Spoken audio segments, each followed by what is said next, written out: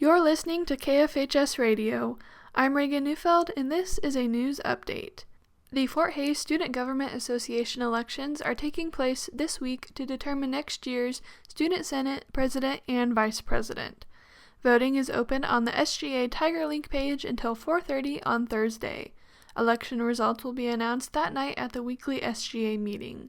March 22nd and 23rd mark the 48th State Basketball Tournament hosted by Special Olympics Kansas in Hays. More than 500 athletes from 18 organizations and 50 teams participated, but the tournament was not just a competition. According to Special Olympics Kansas official Tim Rader, many athletes were able to see old friends. Over the years, they've gotten to know some of the athletes, so someone from McPherson may recognize someone from Plainville, and so that's kind of neat to see. More information and photos from the tournament can be found on tigermedianet.com. In national news, debris from the Francis Scott Key Bridge could take months to remove from the Patapsco River in Baltimore. The bridge collapsed early Tuesday morning after being struck by a container ship that had lost power. 6 people are presumed dead following the collapse.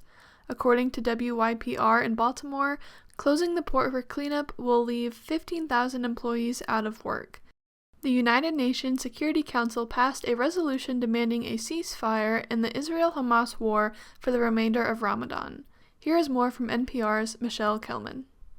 Israeli Prime Minister Benjamin Netanyahu was furious that the U.S. abstained in the vote, and he canceled plans for high-level talks in Washington on alternatives to a military operation in Rafah, where more than 1 million Palestinians are sheltering. U.S. officials say a ground operation there would be a mistake, and they plan to continue to try to talk Israel out of it.